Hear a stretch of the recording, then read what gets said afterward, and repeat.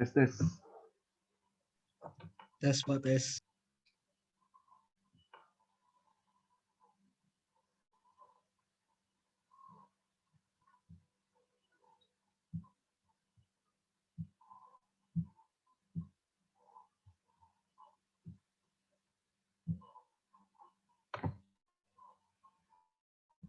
Suara kedengeran nggak, Mas? Kedengeran Pak?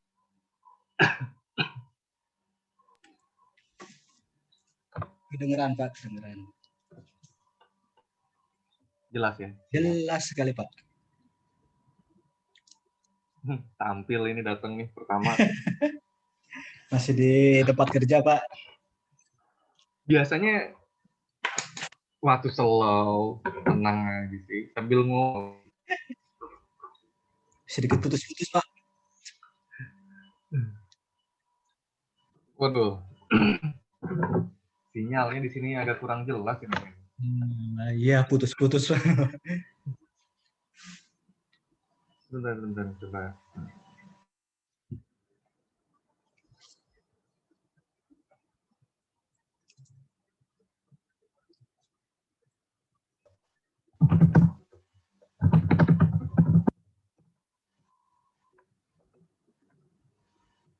Masih putus-putus nggak suaranya? Suaranya sih sudah tidak Pak. Gambarnya aja sedikit. Bapak kayak robot gitu. Gambarnya. Iya. Oh.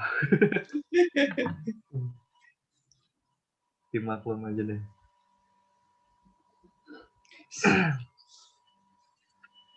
Biasanya yang kalau dari data yang saya terima nih Mas, saya lihat Iya. kan ada 13 orang nih untuk di SI. Iya betul Pak. Itu lengkap semua tuh 13 orang. Lengkap Pak. Alhamdulillah. Iya. Berarti 13 orang full lengkap ya? Nggak ada yang Full, alhamdulillah full. gugur di tengah jalan? Alhamdulillah enggak Pak. Soalnya kemarin saya megang yang TI itu ada yang Gugur. Ada yang biasa, ada yang gugur. Seleksi alam. Alhamdulillah di SI masih lengkap. Sambil nunggu yang lain santai Mas ya. Oke, silakan Pak. Saya boleh minum Pak? Boleh.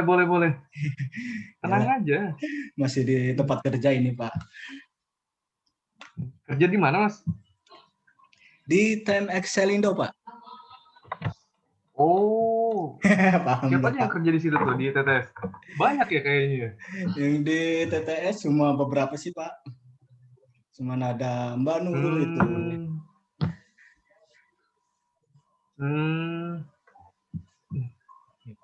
Ada lagi yang di SI masuk situ?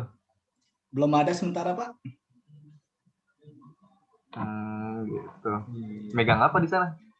Oh, kalau saya kan beda perusahaan Pak. Saya hanya ngebantu aja di sana. Ngebantunya, tapi sekali ngebantu langsung transferannya nominalnya gede kayaknya nih. Alhamdulillah kali itu Pak. Insya Allah. Mudah-mudahan sih Pak. Amin. Baru ada berapa? 4 orang ya? 1 orang. Iya 4 Pak. Perkenalan dulu aja ya. Soalnya kan kita juga baru ketemu nih. Saya kira tuh kemarin tuh untuk pemrograman visual masih di TI. Nggak taunya sekarang saya megang SI ini. Iya Pak.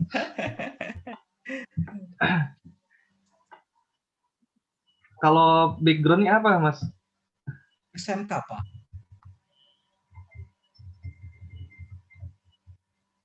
SMK ya? Iya. Megang di jaringan sekarang ya berarti?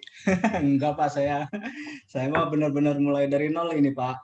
Enggak megang di jaringan, enggak megang di mana-mana. Megang laptop aja baru sekarang Pak.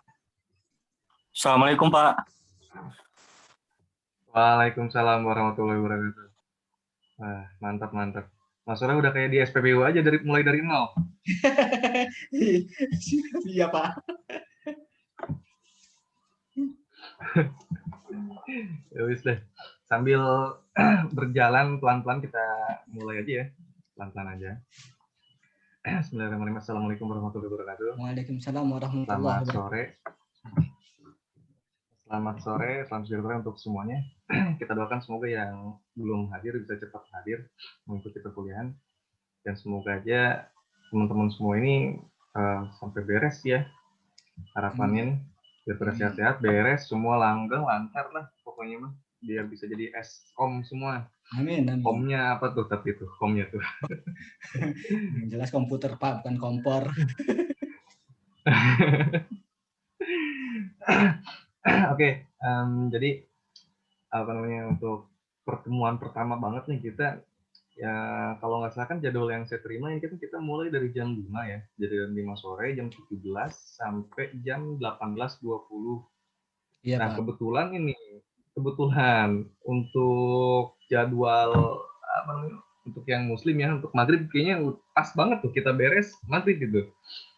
Kalau semester 1 kemarin maghribnya itu jam 6, jam 18 tuh. Kalau sekarang kan udah hampir jam setengah 7 ya. Iya Pak. Jadi Betul. gimana nih? Jadi makanya kalau kemarin kan sempet saya skors dulu tuh waktu karena apa namanya kesepakatan bersama juga. Jadi jam 18 itu kita skors dulu, jam 18.10 masuk. Nah kalau sekarang gimana nih? Apa kita langsung lanjut aja sampai jam 18.20 udah gitu baru kita selesai gitu loh. Apa mau di skors dulu? Tapi kalaupun di skors dulu juga kayaknya kurang efisien. Bagaimana kira-kira bagusnya? Ya tanggung ya Pak ya.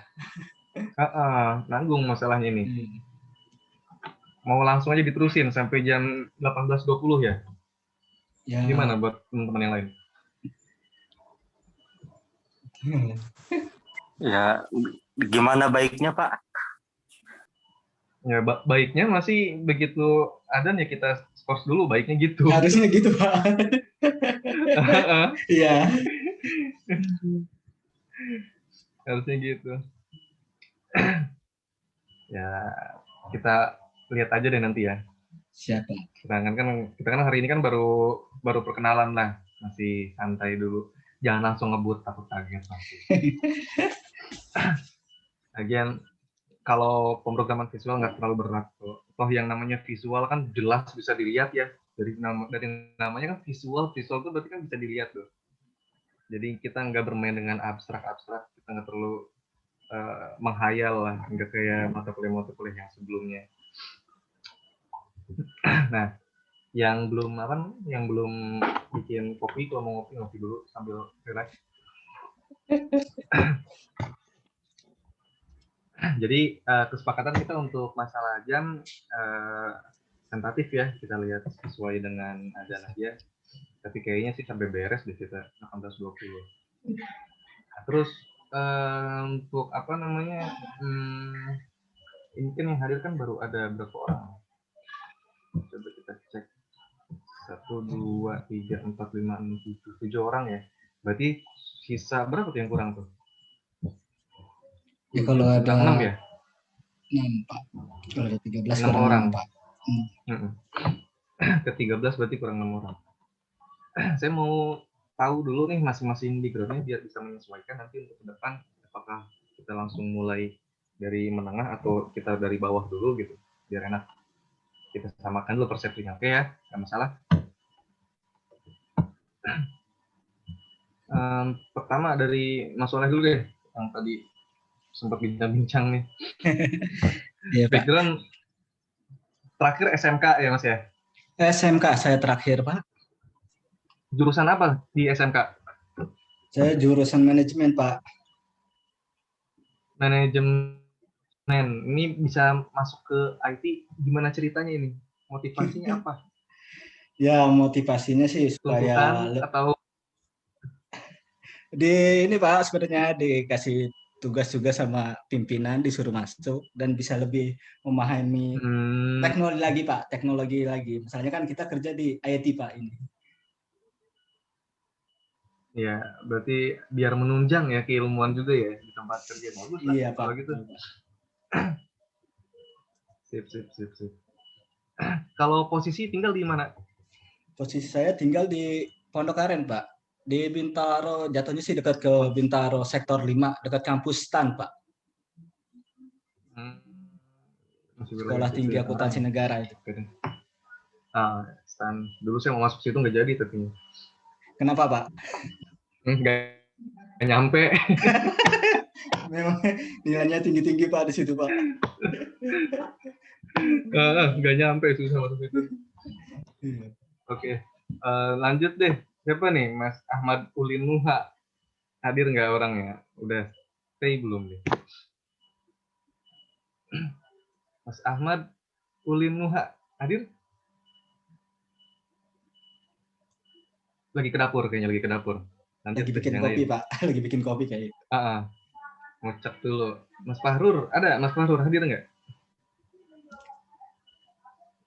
Hadir. Hadir. Lagi di mana posisi? Lagi di depan laptop. Depan laptop. Wah, boleh kayak ini kalau misalkan kita lihat potretnya dulu nih. Sambil nyalain webcam biar tahu dulu, kenalan. Tapi kameranya rada gelap, nggak apa-apa ya Pak? Nggak apa-apa, nggak masalah. Punya saya juga buram. VGA aja nggak nyampe resolusinya. Wih, siap. Oke. Tinggal di mana, Mas Farur? Tinggal di Gading Serpong. Oh, Gading Serpong. Farurohin ya. Oh, dulu di SMK Pustek Serpong ya. Ngambil jurusan apa tuh? Ya, komputer, TKJ. Komputer, TKJ ya? Iya Pak. Kalau sekarang statusnya kegiatan kerja apa gimana? Belum kerja sih. Masih mau fokus Belum kuliah. Oh gitu, mau fokus kuliah. Kirain sambil kerja, soalnya kan ngambilnya kan karyawan nih yang sore nih. Berarti kegiatan kalau pagi ngapain pagi? Pagi ya biasa bantu-bantu orang tua. Oh, bagus, nggak apa-apa. Tapi dengan dunia IT, maksudnya kan dulu kan belajar kan di sekolah tuh.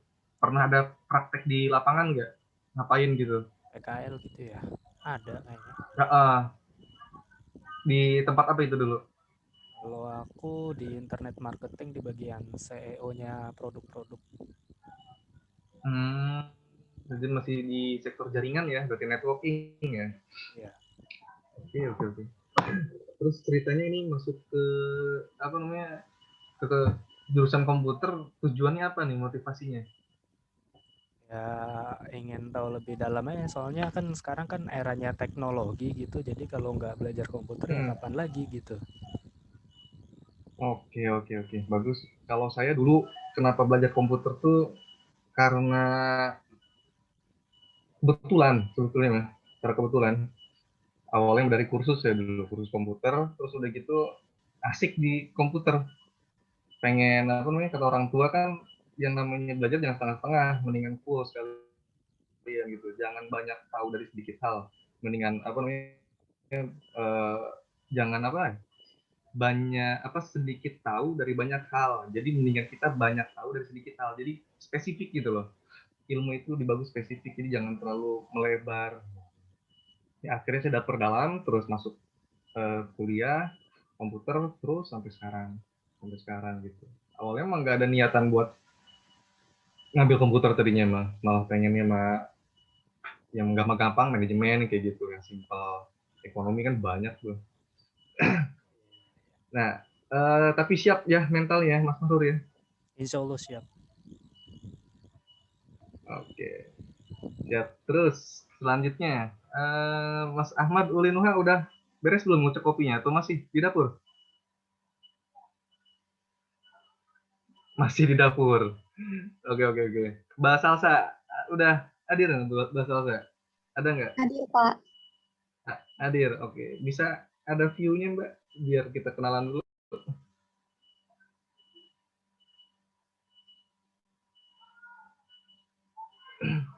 Oke, lagi di mana? Kayaknya di kantor ya Mbak ya?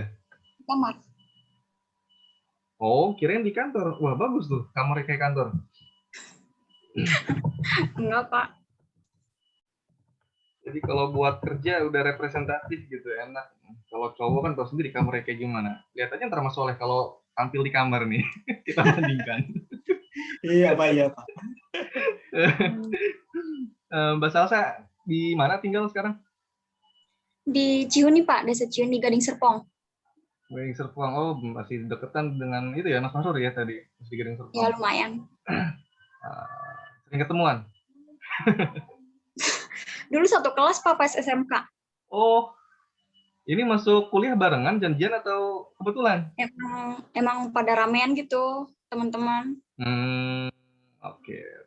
Berarti, tapi motivasinya bukan karena ikutan kan? Bukan karena ikut-ikutan temen kan? Enggak. Iya.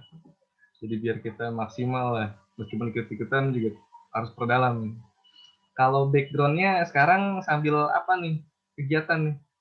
Masih nyari-nyari kerja sih, Pak. Masih nyari-nyari kerja. Kalau misalkan barengan sama tadi itu Mas Fahrur berarti di TKJ juga dulu ya? Karena satu kelas kan ya? Iya. Megang apa? Di jaringan juga? Apanya tuh, Pak? Dulu. Pernah prakteknya di mana dulu? Dulu saya PKL-nya mah bukan background jaringan sih, Pak, di Dinas Ketahanan Pangan. Dinas Ketahanan Pangan. Iya. Berarti agak nggak ngejalur ya? Iya, bagian adminnya gitu. Nggak apa-apa, nggak masalah. Biasanya kan rata-rata kan yang masuk teknik itu kan laki-laki nih. Ini perempuan masuk ke teknik, mantep nih. Jadi programmer ntar, programmer perempuan. Amin. Semoga lancar ya, sampai akhir beres. Ya Pak, makasih. Sama-sama, makasih perkenalannya. Oke, lanjut. Siapa nih? Mas Ridwan Wahyu, hadir nggak? Hadir, Pak. Hadir. Oke, mana? Coba dilihat dulu. Dikit aja, ngintip.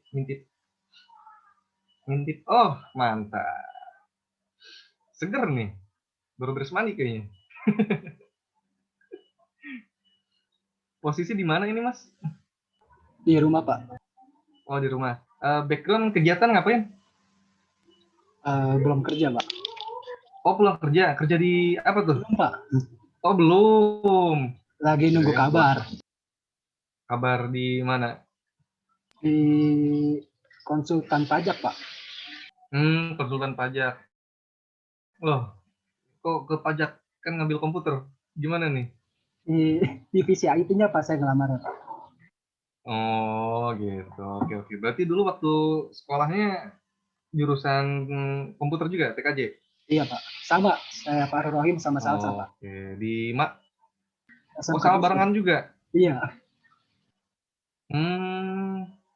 Mantap deh kalau gitu mah. Berarti kalau misalnya ada tugas-tugas gampang tuh. Gak usah ke jauh-jauh. Tinggal daerah situ juga, Gading Serpong juga? Di Pakualam saya, Pak. Oh, kirain Gading Serpong juga. Oke deh, siap kalau gitu. Semoga lancar deh. Ini online pakai laptop? Iya, Pak. Oke, siap. Oke, makasih banyak ya, Mas Ridwan. Kita lanjut lagi yang lain. Coba kita panggil lagi Mas Ahmad. Udah hadir belum ya Mas Ahmad ya? Hadir, Pak, hadir. Oke, ditunggu-tunggu akhirnya hadir juga. Dari mana nih? Apa? Habis dari mana? Ke warung deh? Oh, enggak, Pak. Ada urusan bentar tadi, Pak. Dipanggil orang. Oh, gitu.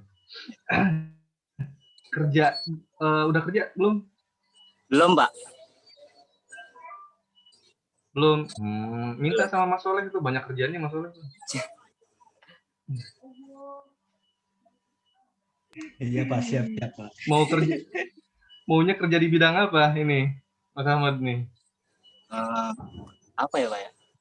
Belum ada minat kerja sih, Pak. Nggak tahu dah, ntar. Belum ada minat.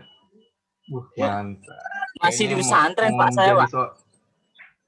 Oh, masih di ya pesantren. Bagus. Ya.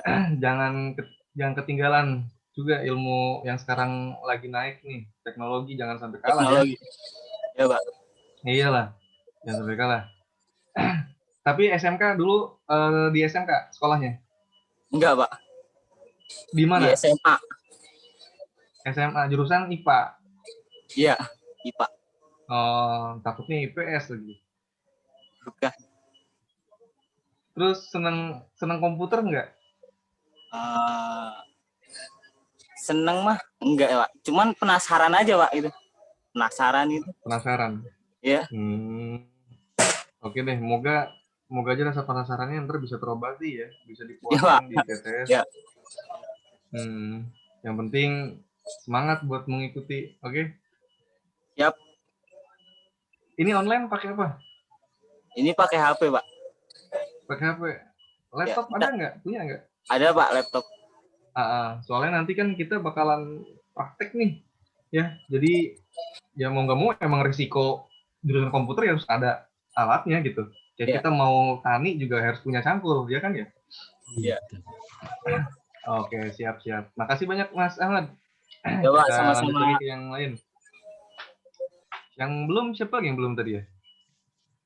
Mbak Adinda ya belum ya? Adinda Lutfi ya? Ada nggak orangnya? Iya, saya, Pak. Iya, Anda ya. Di mana background? Saya lagi di luar. Oh, lagi di luar. Iya, lagi kerja, Pak. Masih kerja atau pulang kerja?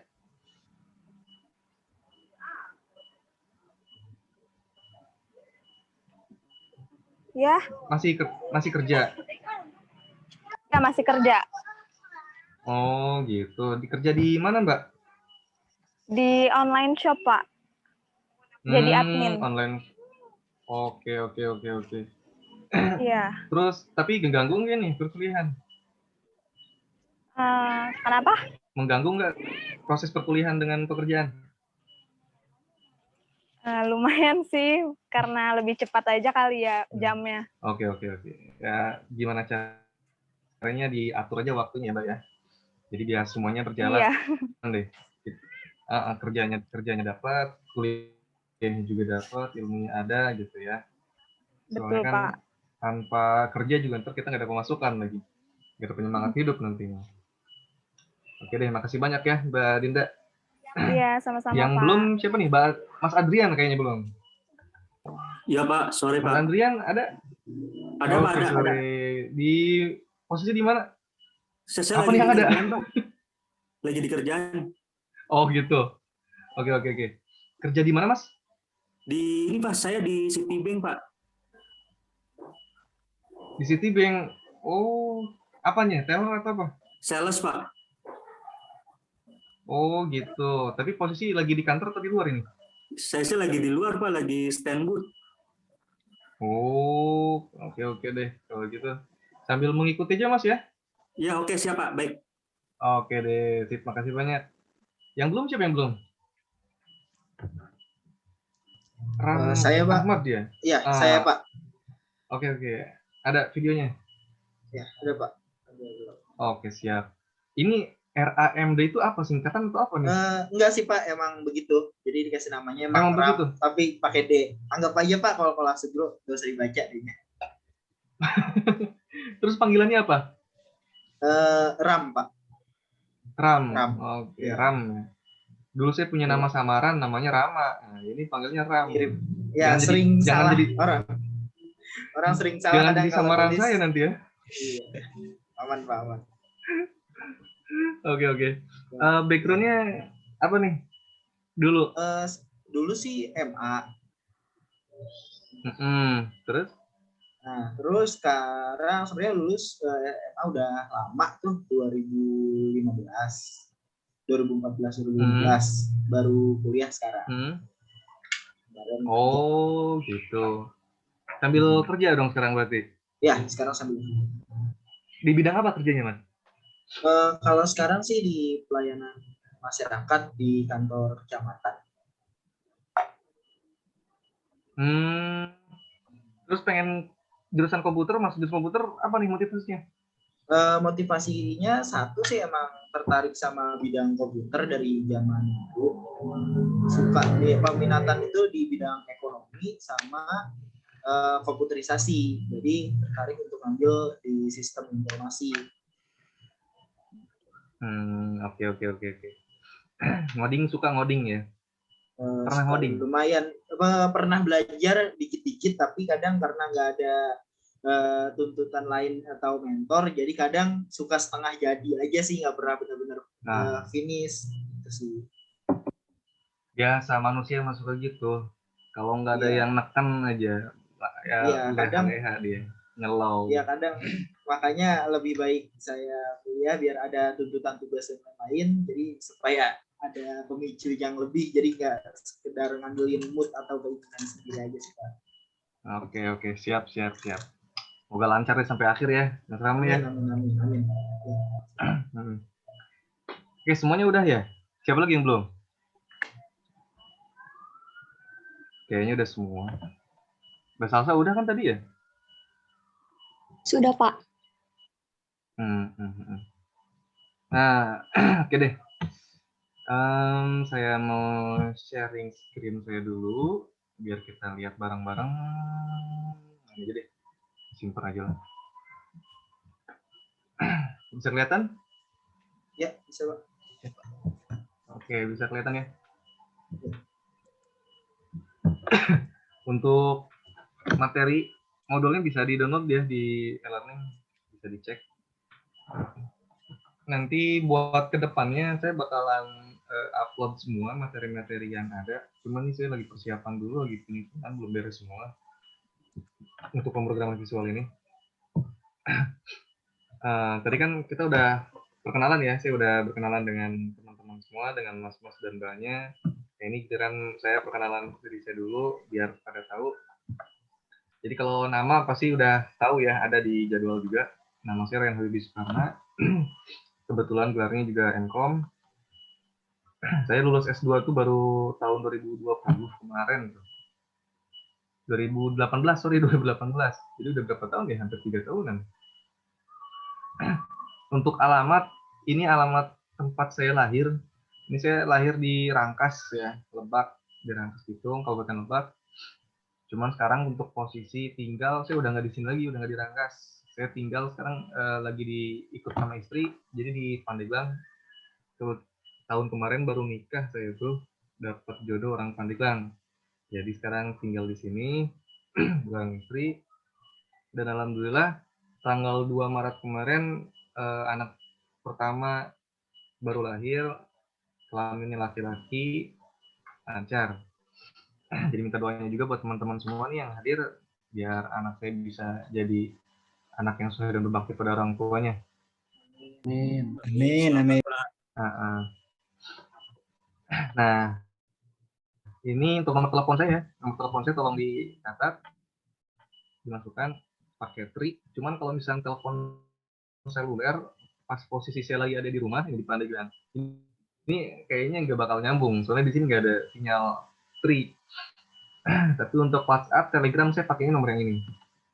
Tuh, jadi kalau misalnya ada apa-apa, ada yang mau ditanyakan ataupun ada yang mau didiskusikan, silakan hubungi di WhatsApp ataupun Telegram ya. Atau di email juga bisa nih lewat rhsukara@gmail.com. Tapi saya baru dapat email baru nih dari TTS juga ada. Terserah nanti mengirimnya mau ke alamat email primer saya yang rhsukara@gmail.com ataupun yang di TTS. Kalau yang di TTS ini, ini tts.ac. Ini alamat email saya di TTS ya.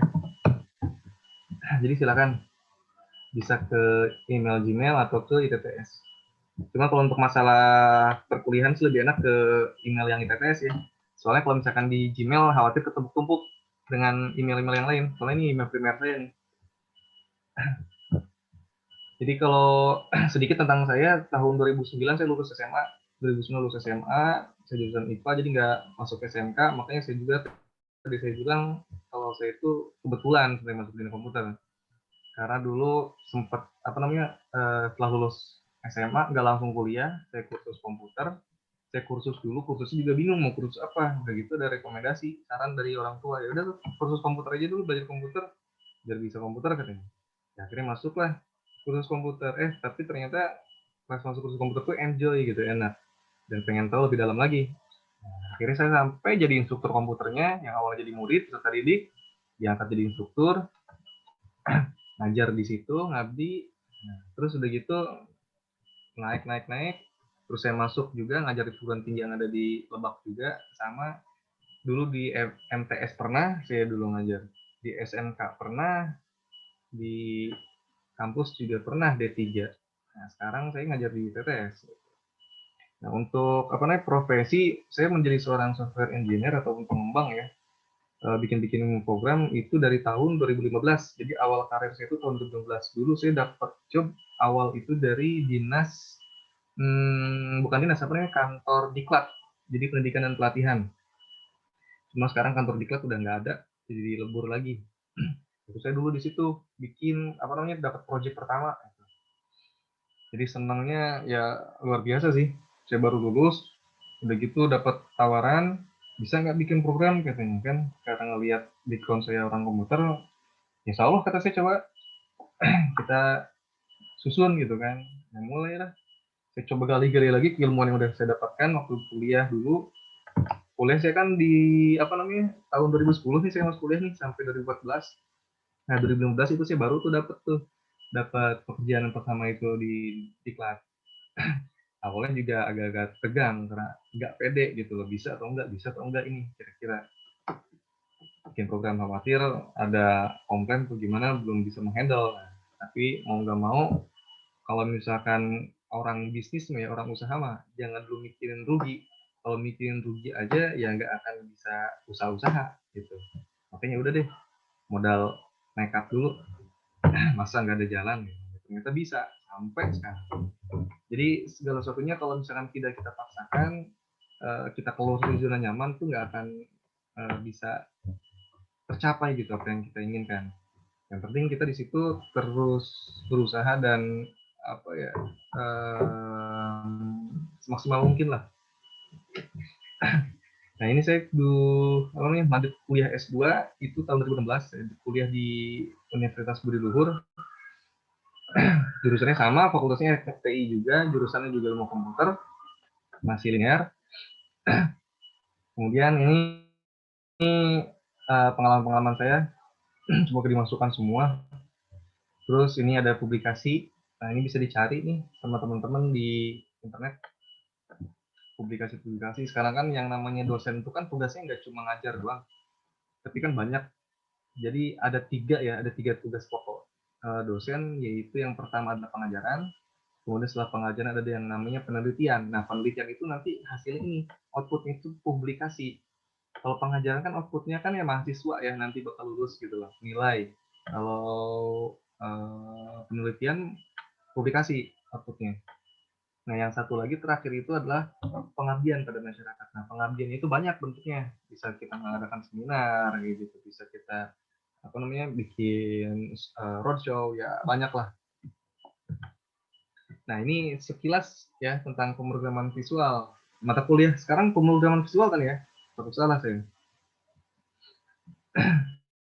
Takut salah masuk kamar. Nah jadi untuk pemrograman visual, nah tujuan ini. Jadi untuk mata kuliah ini, kita memberikan pemahaman mengenai membuat dan membangun aplikasi berbasis visual yang dapat dikembangkan menjadi aplikasi yang sangat dinamis. Nah, berarti yang sangat dinamis itu kan berarti bisa kita utak-atik tuh, bentuknya fleksibel nanti loh. Kemudian yang namanya berbasis visual berarti kan ya itulah. Jadi bisa bisa kita lihat bentuk objeknya, gitu. Tidak abstrak. Jadi nanti bentuknya kalau misalkan kita pengen ada button, ya tinggal kita ambil button, kita tempel, gitu. Ini pemrograman visual adalah perencanaan dan mendefinisikan tujuan program. Nah, langkah berikutnya adalah merancang keluaran dan media hubungan dengan pemakai. Dan langkah terakhir adalah menuliskan kode program. Nah, ini kan yang namanya pemrograman itu kan biasanya ada dua. Ada pemrograman konvensional, ada pemrograman visual. Nah, bedanya itu sebenarnya dari penulisan kode program. Kalau konvensional itu di awal, kalau visual itu di akhir. Jadi kita bikin bikin rancangannya dulu, bikin user interface-nya dulu, udah gitu baru kita coding gitu. Nah ini untuk pembelajaran ya, untuk pembelajaran kita rencana ke depannya. Nah untuk implementasi di pemrograman visual, kita akan menggunakan software Embarcadero Studio. Ini kita pakainya yang Delphi Rio Community Edition. Kalau nggak Delphi Rio bisa Delphi yang sini. Pokoknya yang Community Edition. Nanti akan saya jelaskan. Ini untuk materi-materi yang insya Allah nanti akan kita pelajari ya. Semoga keburu semua, kejar semua waktunya. Materinya bisa dilihat ya. Yang pertama nanti ada pengenalan dan instalasi. Nah hari ini rencananya sih hari ini itu kita akan melakukan proses instalasi. Kita coba proses instalasi. Terus, sebentar. Saya logot tuh.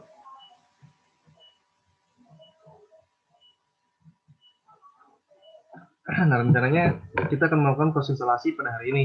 Cuman saya yakin ini kayaknya nggak akan beres ini.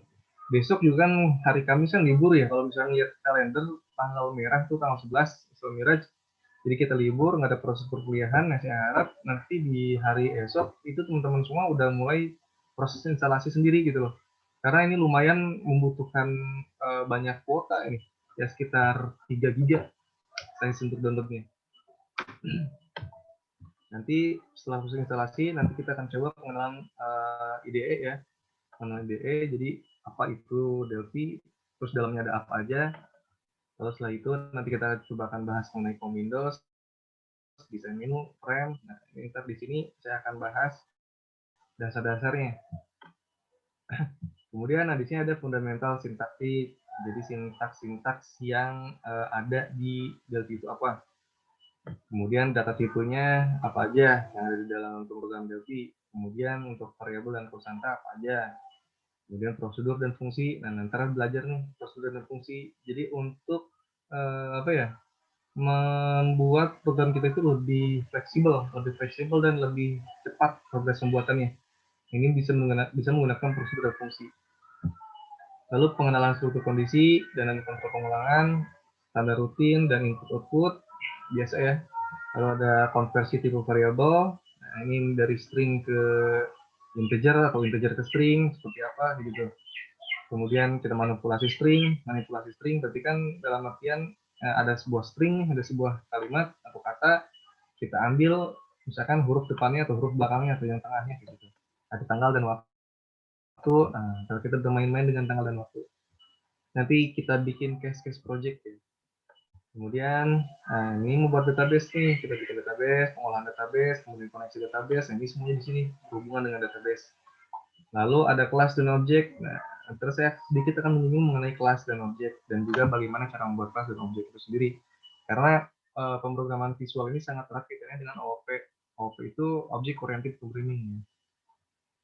Lalu yang ke-11 ini untuk report ya, untuk report otomatis kan setiap aplikasi kita butuh keluaran ya, butuh output ya, laporan reportnya itu bentuknya seperti apa. Nah, itu kita bikinnya menggunakan fast report ya.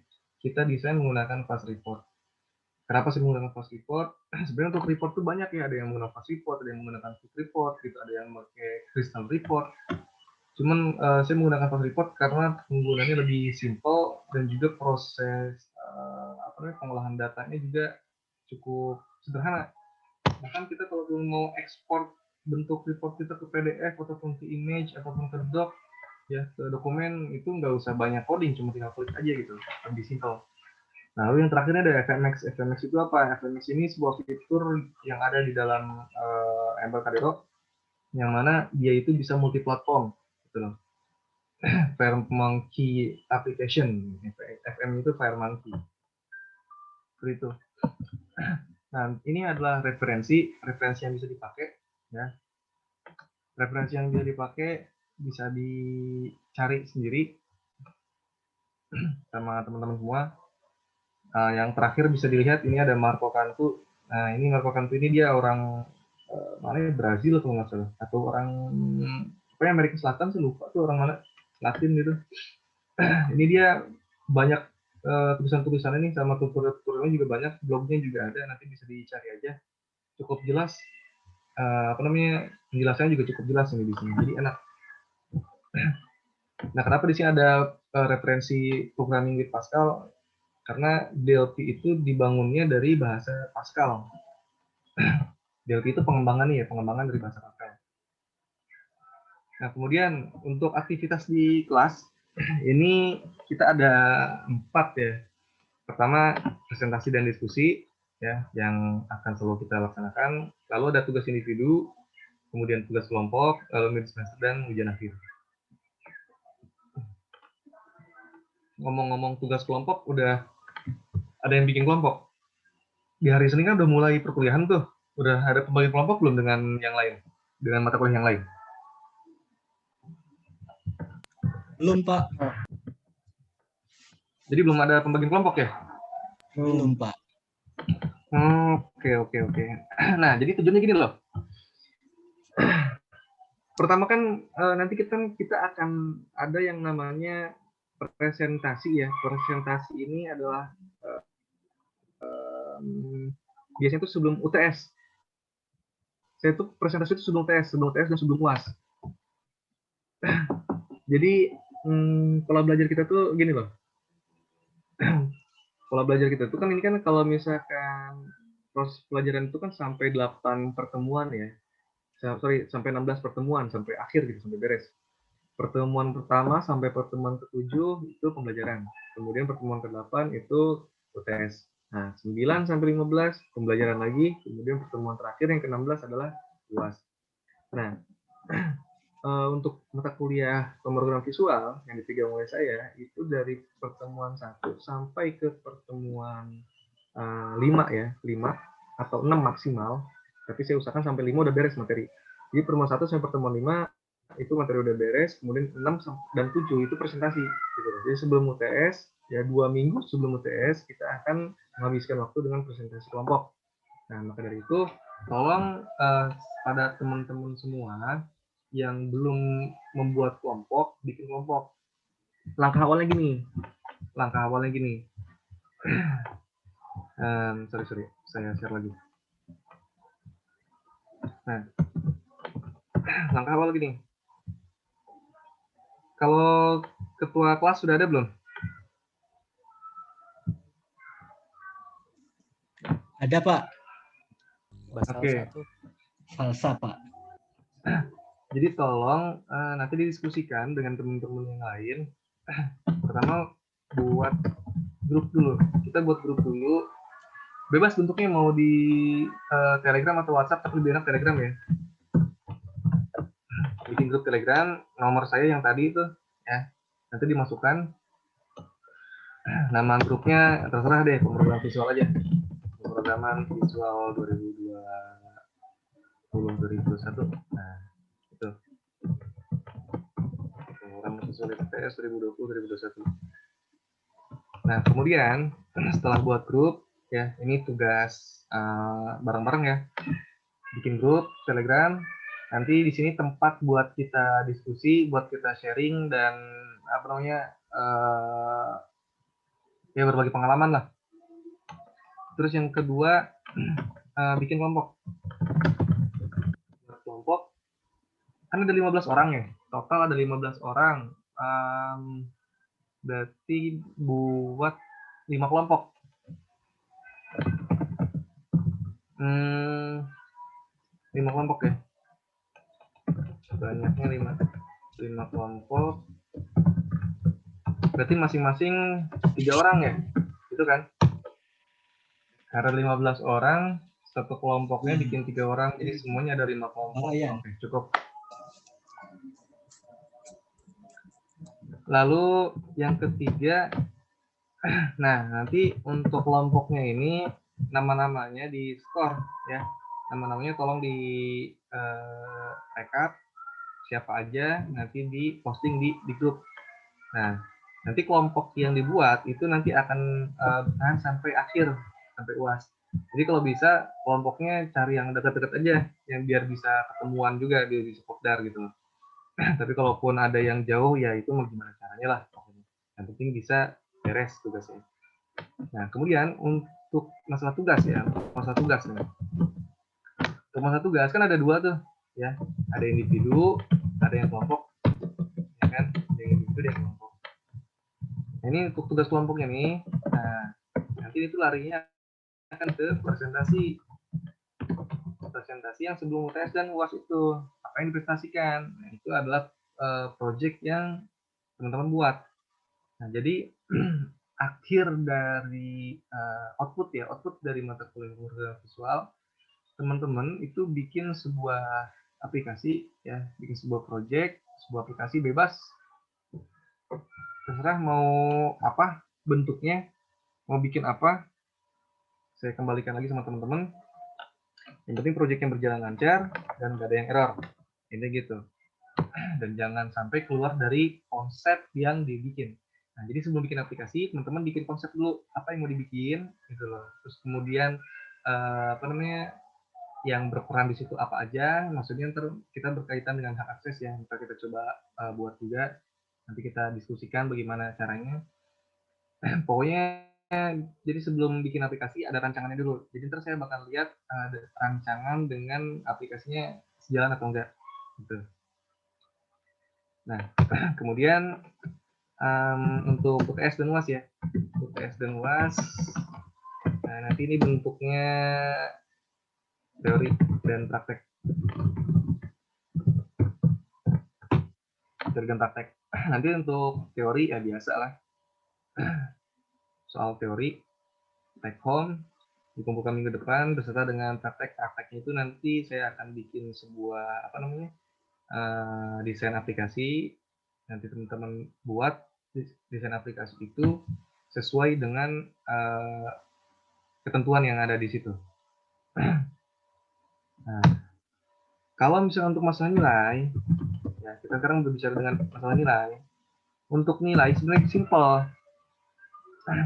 Ini kan ada UTS dan UAS ya, ada UTS. Komponen nilai kita bagi, pertama ada UTS, kemudian ada UAS. Tugas dulu harusnya.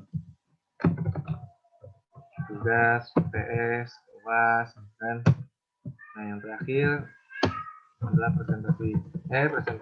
presensi untuk kehadiran.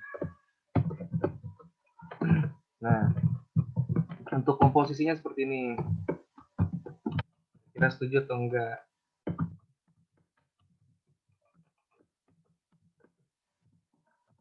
Nah, komposisinya seperti ini. Setuju atau enggak kira-kira teman-teman semua?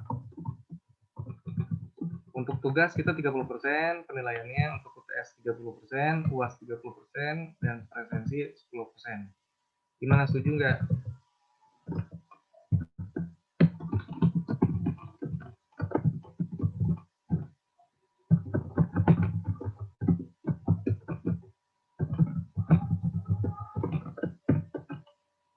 Nah, untuk tugasnya kita ada 4 ya. Total tugas itu ada 4. Ada 4 tugas. Yang 2 itu sebelum UTS, dan sisanya lagi yang 2 lagi itu setelah UTS atau sebelum UAS.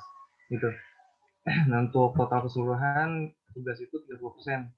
Untuk UTS 30%, untuk UAS 30%, dan untuk presensi 10%.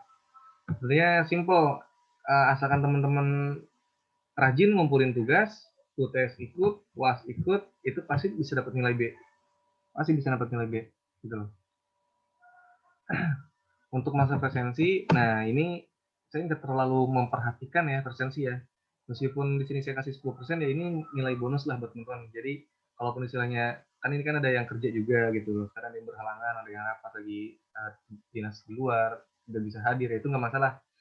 Jadi saya nggak terlalu mempermasalahkan kehadiran, itu baik yang hadir ataupun yang enggak, itu saya anggap semuanya hadir.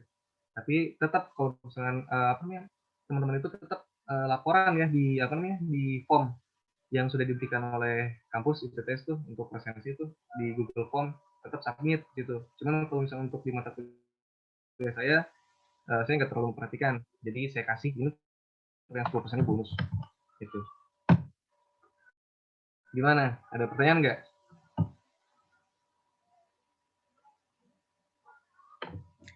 Nggak ada Pak, cukup.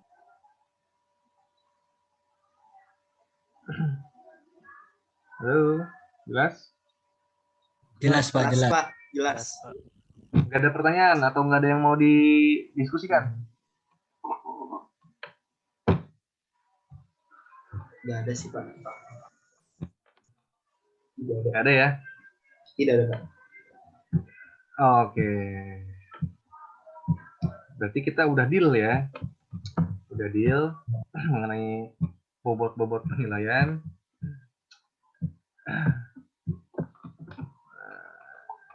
Sebentar, saya catat dulu.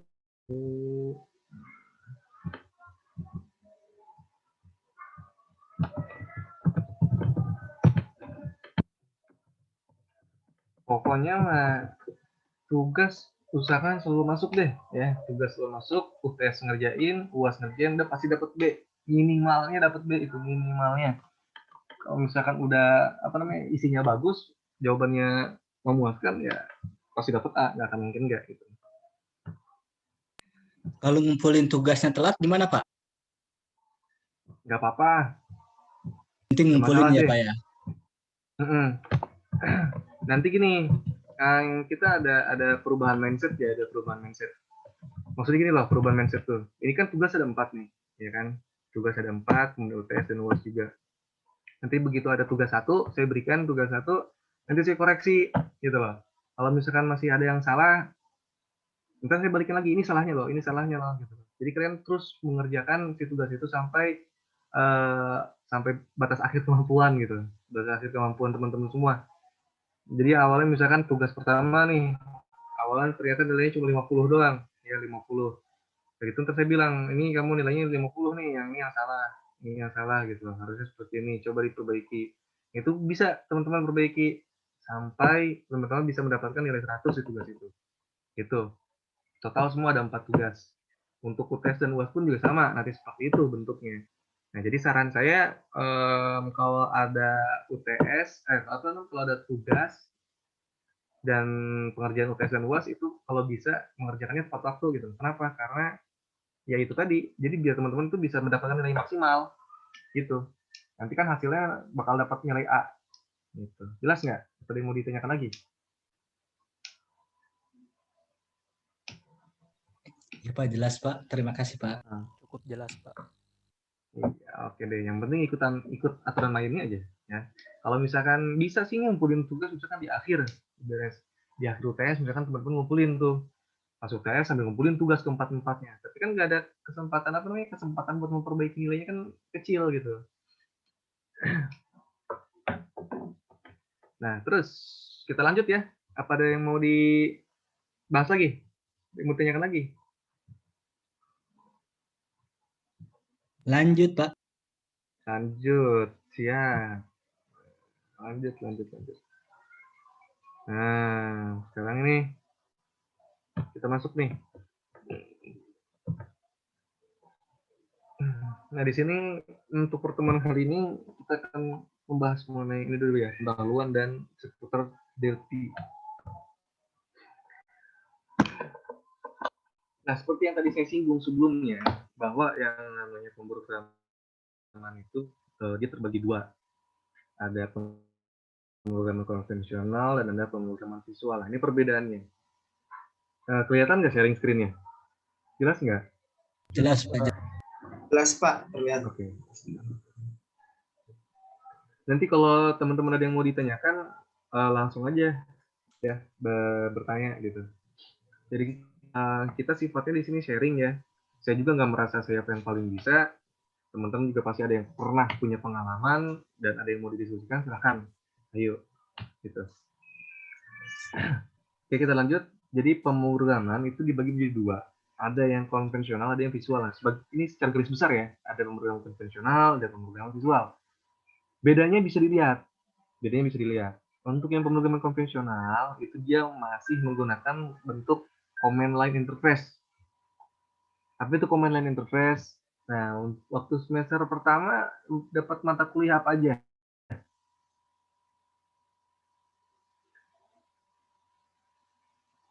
Semester pertama, ada nggak yang menggunakan prakteknya itu pakai editor gitu? Jadi berbasis teks.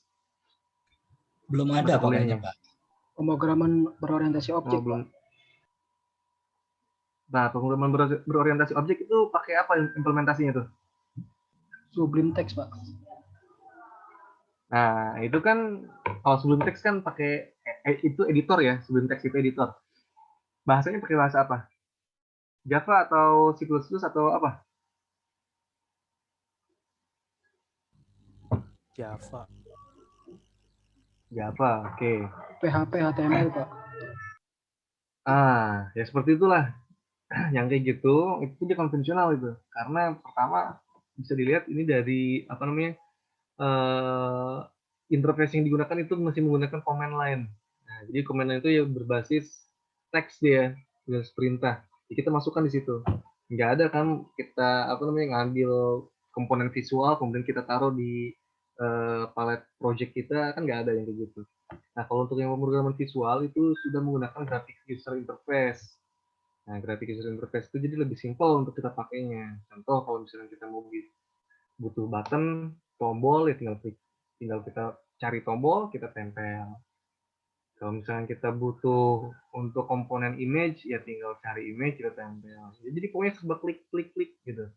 Nanti terakhir baru ngoding. Nah, kalau misalkan yang berbasis yang konvensional, itu kita dari awal ngoding terus kita. Kita mau bikin kotak juga pakai coding, gitu. Nggak bisa langsung klik, gitu. Nah, terus apalagi? Nah, ini ada perbedaannya setelah yang tadi ya, command line interface dan graphic user interface. Ini kalau konvensional itu dia banyak baris program, script, jadi banyak scriptnya. Kayak kemarin bikin PHP ataupun bikin Java itu kan pasti banyak ya baris-barisnya kan, sampai berapa ratus baris, beberapa ribu baris kayak gitu. Kalau misalkan kalau semua bikin aplikasi yang full bundle gitu loh. Nah, kalau misalnya untuk yang pemrograman visual itu simple gitu. Barisnya sedikit, simple. Jadi less kode karena semua apa namanya? Semua komponen itu sudah dihandle.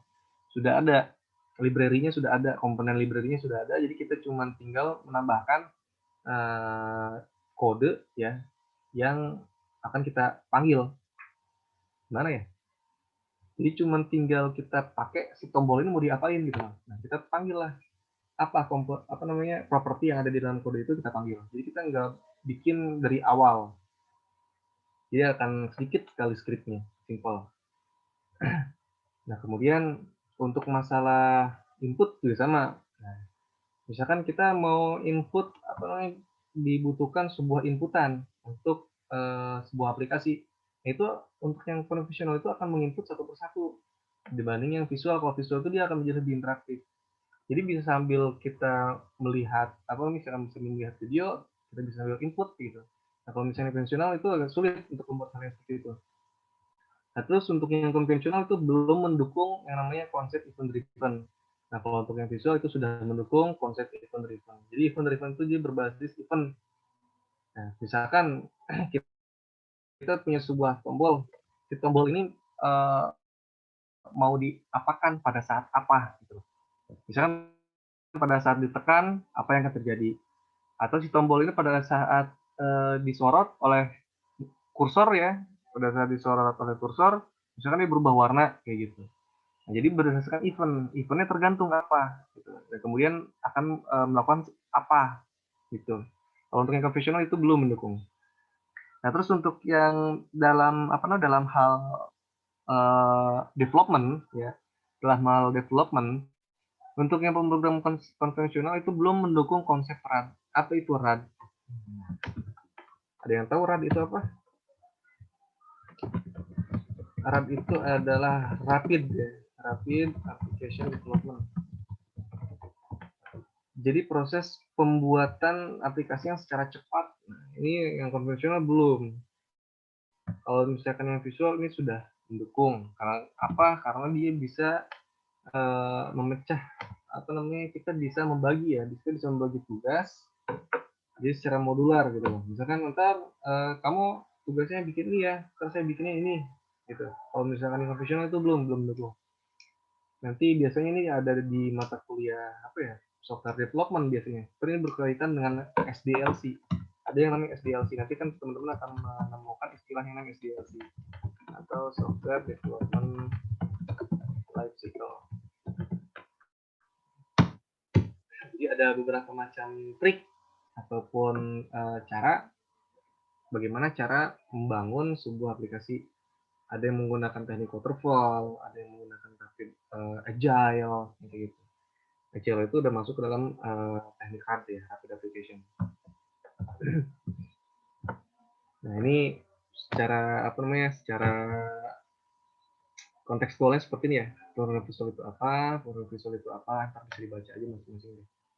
Intinya tuh lihat program visual di sini kan simpelnya tuh gini. Ya. Pemrogram di sini hanya cukup memasukkan objek secara drag and drop, gitu kan. Kemudian kita susun, Sedemikian rupa baru kita masukkan coding. Itu yang membedakan dengan visual dengan konvensional. Jadi kalau konvensional ini nggak ada nih memasukkan objek secara drag and drop, nggak ada. Sampai sini jelas nggak? Atau ada yang mau ditanyakan atau ada yang mau didiskusikan sebelum kita lanjut?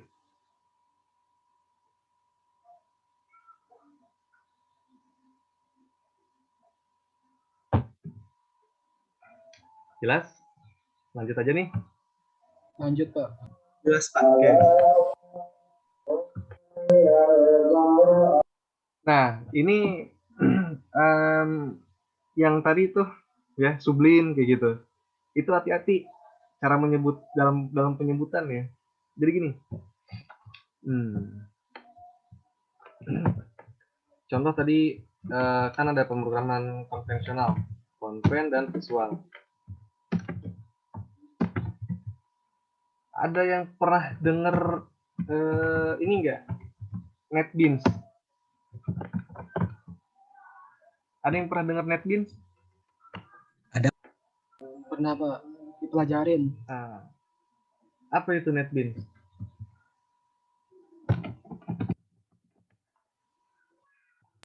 Aplikasi untuk coding, Pak. Nah,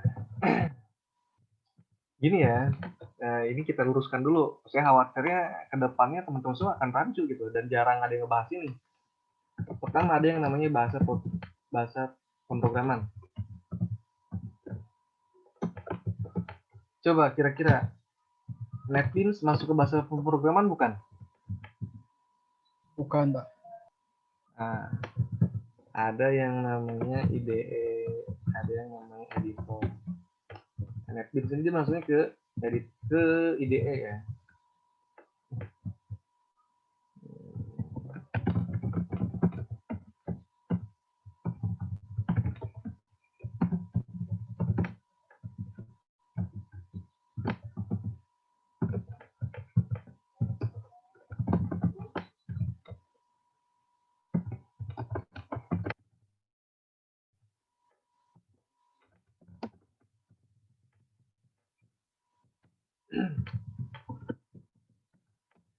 Nah, biasanya untuk pemrograman konvensional dan visual itu yang membedakannya itu ada nama visual di depannya. Contoh gini aja, simple aja.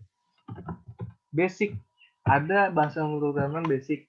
Ya, basic ini dia merupakan salah satu pemrograman konvensional. Nah, untuk pemrograman visualnya itu menggunakan visual basic. Begitu. Nah, misalkan di sini konvensionalnya Java. Nah, di sininya nggak ada tuh visual Java tuh. Nah, ini nggak ada visual Java, nggak ada ya. Tetap Java di sini. Nah, Java itu dia sebenarnya masuknya ke pemrograman visual ya, bukan ke konven. Kenapa? Karena Java juga, tapi tergantung editornya, tergantung IDE-nya. Nah, NetBeans ini itu merupakan salah satu editor dari Java. Salah satu IDE dari Java. Sedangkan yang namanya IDE itu banyak. Yang namanya IDE itu jadi tempat kita untuk mengolah bahasa pemrograman yang kita pakai. Kayak misalkan ada yang namanya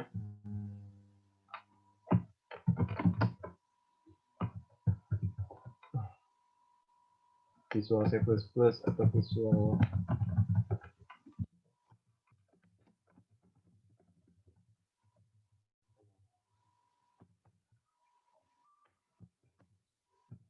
ini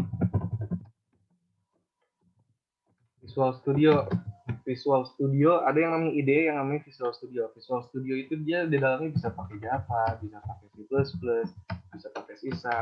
Nah, jadi bahasa pemrograman itu banyak ya. Ada C++, ada C#, gitu. Ada bahasa R, ada bahasa Python, ada bahasa Pascal.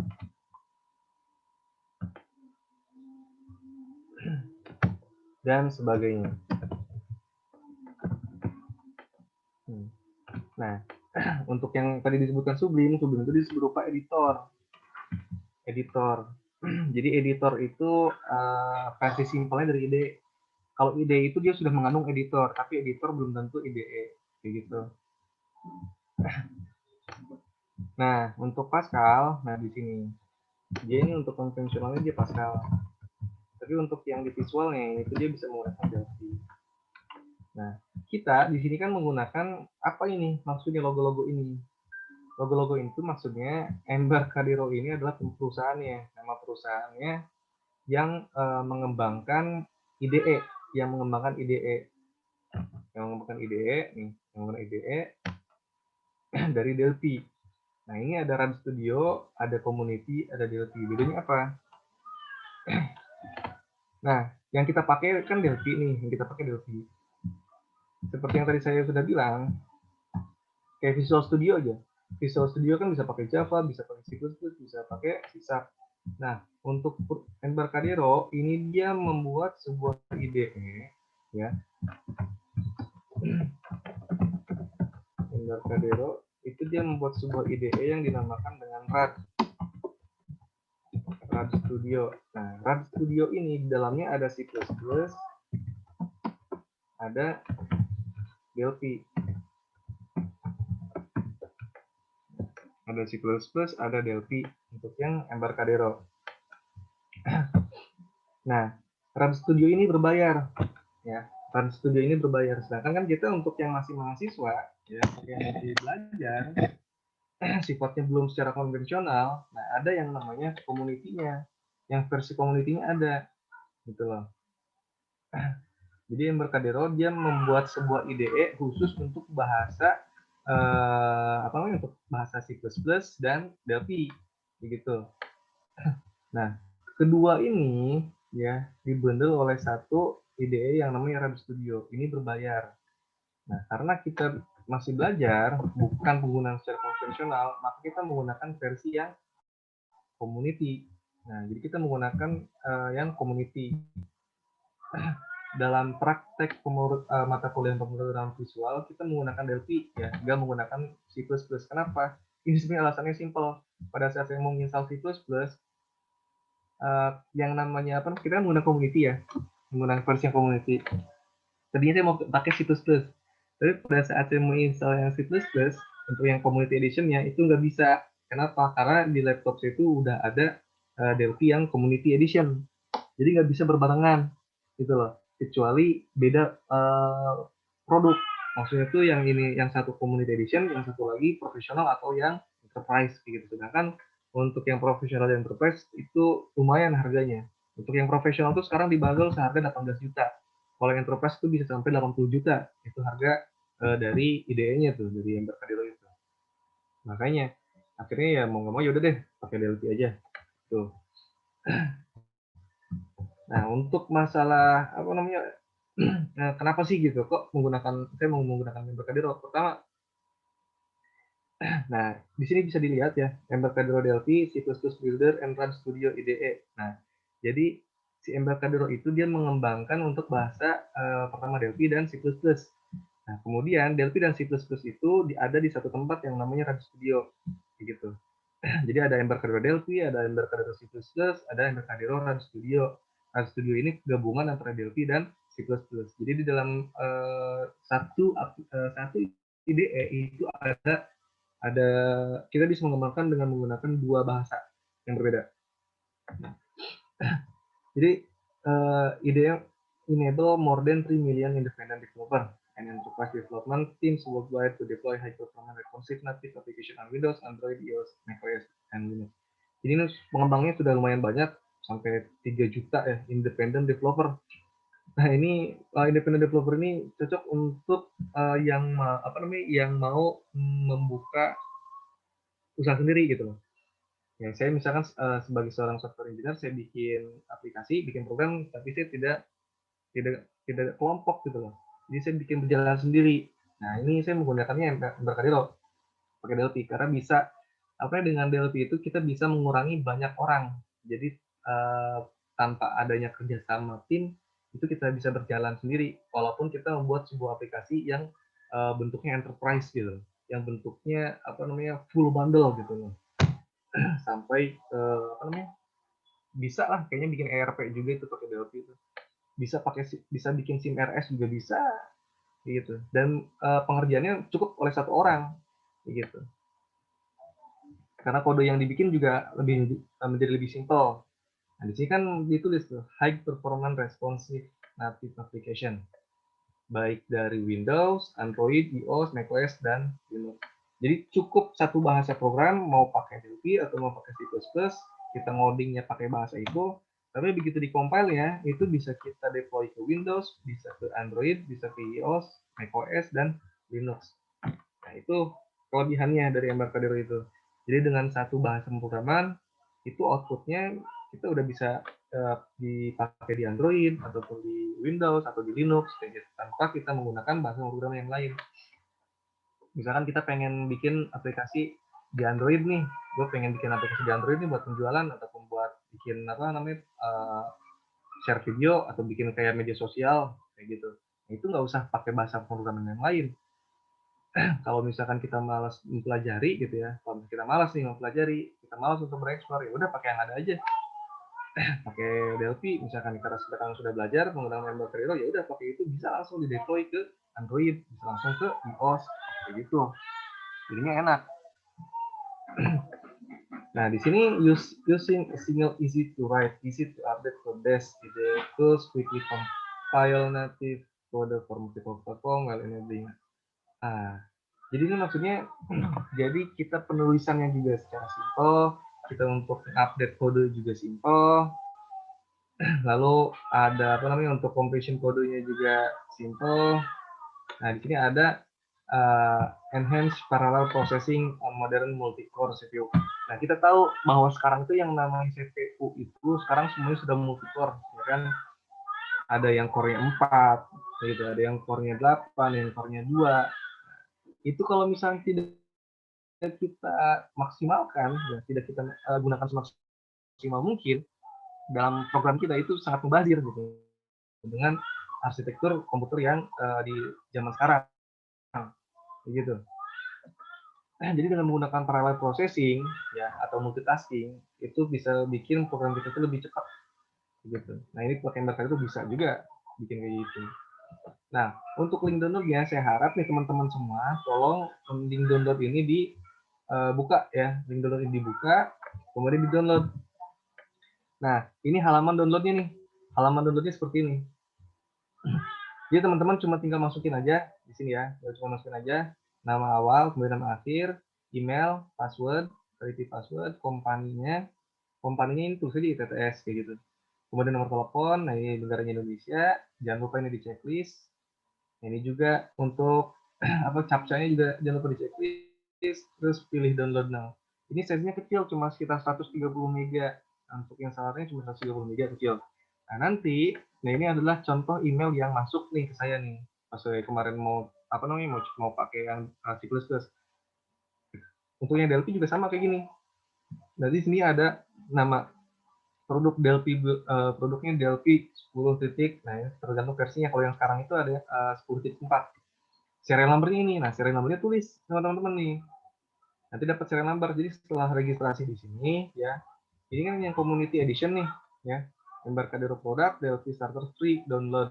Nah, itu dia community edition. Jadi community edition itu gratis tanpa bayar. Kita sudah bisa menikmati fitur yang lumayan powerful. Jadi kita bisa bikin aplikasi yang multi platform tadi. Nah, untuk serial number-nya itu akan dikirim lewat email. Makanya kita harus registrasi dulu di sini. Masukin alamat email yang benar, yang punya kalian masing-masing. Untuk password-nya itu bebas. Nah, ini juga dengan registrasi di sini, ini user yang kalian bikin, email dan password-nya itu bisa dipakai buat join ke Delphi Developer Network. Gitu.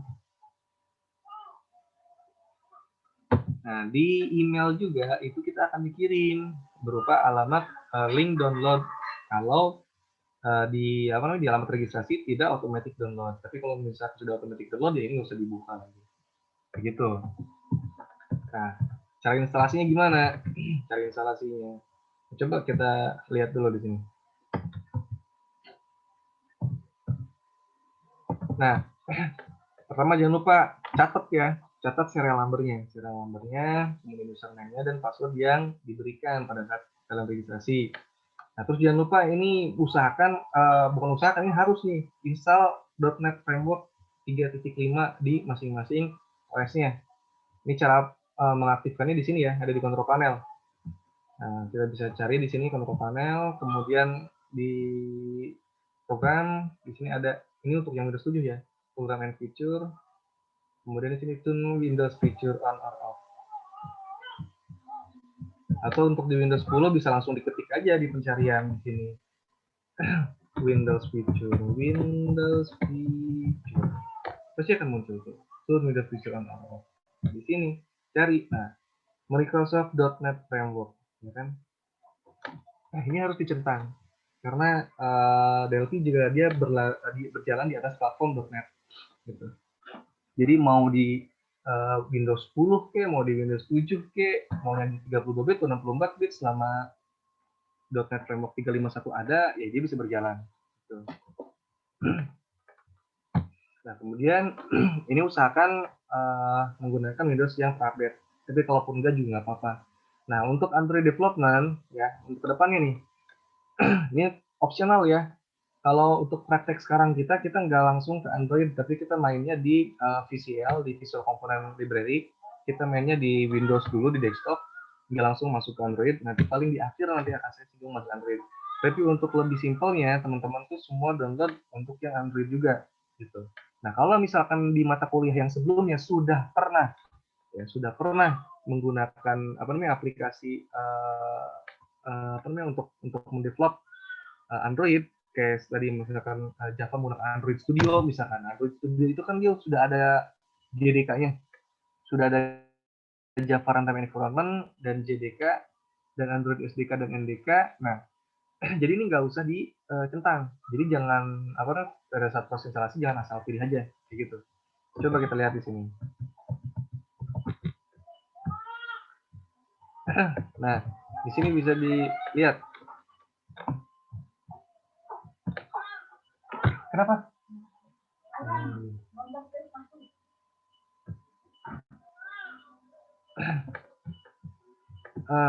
Kita lanjut. Nah, ini bisa dibaca ya peringatan yang ada di sini. Ini cara pengaktifannya tadi. Ini untuk masalah video cara instalasi itu bisa dilihat di e-learning ya. Di e-learning itu saya sudah lampirkan situ linknya, link videonya di YouTube, bisa dibaca, bisa dibuka sendiri sama teman-teman, bisa dilihat. Nah, ini pada saat teman-teman download yang aplikasi yang IDE dari si Delphi itu. Nah, awalnya kayak gini. Tuh, ya. Nah, di sini nih, pilih yang I have product serial number. Masukin nanti serial number yang ada di email yang dikasih, tuh serial numbernya, namanya, passwordnya, kemudian register. Nah, dia langsung nanti akan terinstall. Tuh. Nah, setelah beres terinstall, nah nanti muncul di sini, yaitu untuk downloader. Nah, ini apa yang akan kita butuhkan? Jadi yang kita butuhkan sebenarnya cuma ini dong nih. Delphi Windows 32-bit Community ini juga udah cukup. Tapi kalau misalkan lebih lengkap, ya biar kedepannya bisa dipakai buat langsung terjun, ya mending ini di checklist aja semua. Kalau ini di checklist semua, kurang lebih ya sekitar 4 GB, 3 sampai 4 GB. Kalau cuman yang DLP doang ya paling ya sekitar 500 GB atau 700 MB gitu. Tapi kalau ini di checklist semua, nanti teman-teman kan bisa langsung compile ke Android, bisa langsung ke Delphi, bisa langsung ke Windows ataupun ke iOS gitu. Jadi tinggal pilih aja sini platform yang dibutuhkan. Tapi lebih enak checklist aja semua. Tinggal siapin kuota aja yang cukup atau nyumpang sama wifi tetangga gitu. Nah, di sini nanti yang dipilih ini additional language nggak usah dipilih nih. Jadi yang dipilih itu mulai dari sampel sampai yang paling bawah. Tapi untuk additional language nggak usah ya. Nah, ini yang dibutuhkan komponen standar nanti ini. Ada Android SDK, kan ada interface. Nah, ini untuk database. Ini feature standar. Nah, ini untuk grafik.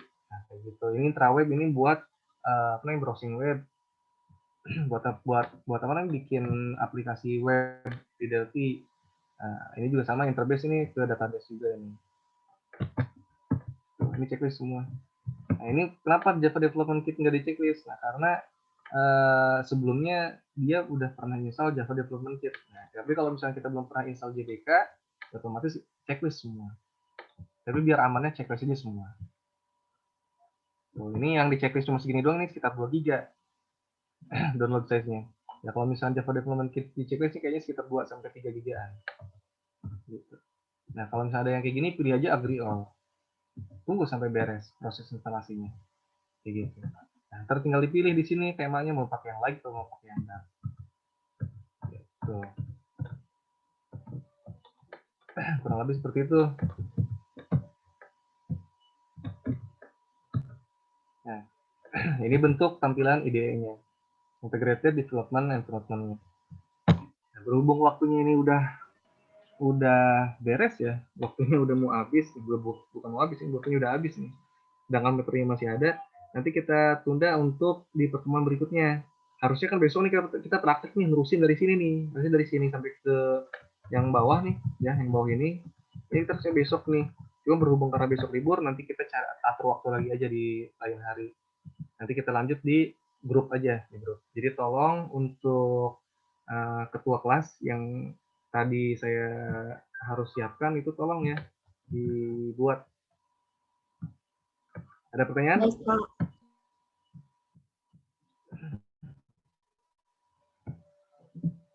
Ada pertanyaan sebelum saya akhiri? Tidak, Pak. Oke, kalau nggak ada pertanyaan, saya akhiri sampai sini ya. Jadi untuk yang beragama Muslim, silahkan menaikkan ibadah salat maghrib.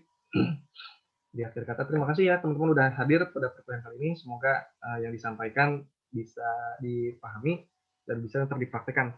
Kalaupun ada yang masih belum bisa dipahami, silahkan lanjut kita via grup di Telegram. Oke, akhir kata, terima kasih atas partisipasinya. Assalamualaikum warahmatullahi wabarakatuh dan selamat malam. Waalaikumsalam warahmatullahi Kasih, Pak. Terima Ya, kasih Pak. sama-sama. Jangan lupa bikin grup ya, langsung masukin saya ya. Oke, hari ini saya tunggu. Oke, Pak. Siap.